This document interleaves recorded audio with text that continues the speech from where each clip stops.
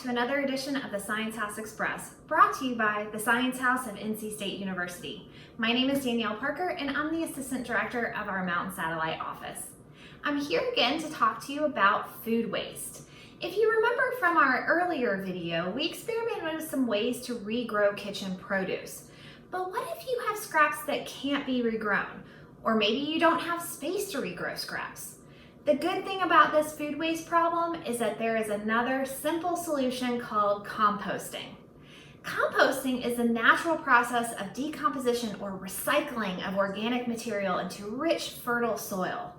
These organic scraps, which could include things such as vegetable peels, fruit waste, plant clippings, and grass cuttings, turn into what's called compost.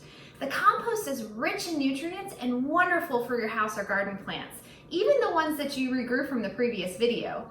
Composting happens naturally in the environment when leaves and other more organic material fall to the ground and form a mulch-like layer that protects the soil.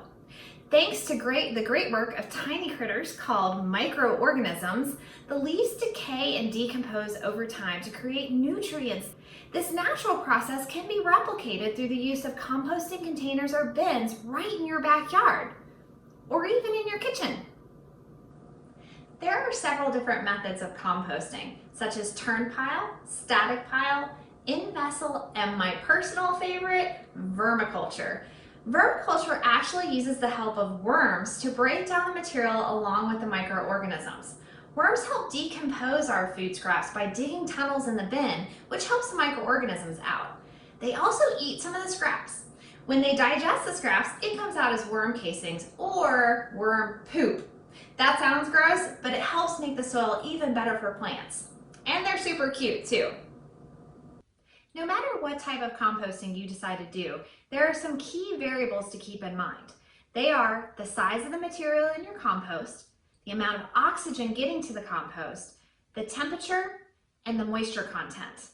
The right combination really depends on the type of composting you're doing. Would you like to investigate how changing these variables might affect compost? Well, I'm going to show you an easy method for doing just that. All you need is a pair of scissors, a 2-liter bottle, a nail, a dish towel, a tray, some water, some soil, some shredded paper or dried leaves, and food scraps. Try grass clippings, vegetable or fruit scraps, coffee grounds, or eggshells, but do not add dairy or meat.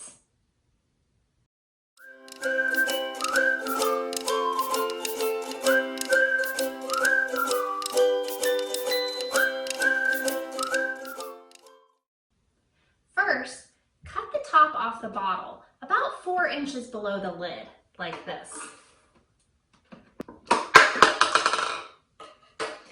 Then, use the nail to place holes in the bottom of the bottle, around the sides and on the bottom. Next, layer your soil, shredded paper, dried leaves, and scraps.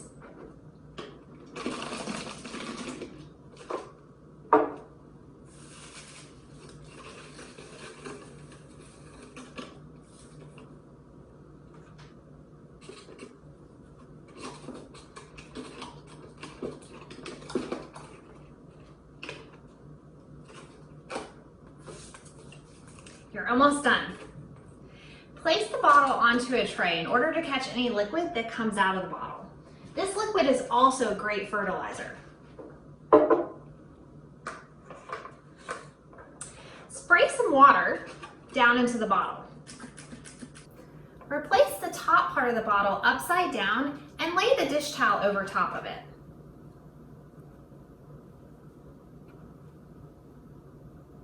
This is going to prevent fruit flies and other insects from getting to it. And there you have it, your very own small compost container. Here are some tips for maintaining your compost container.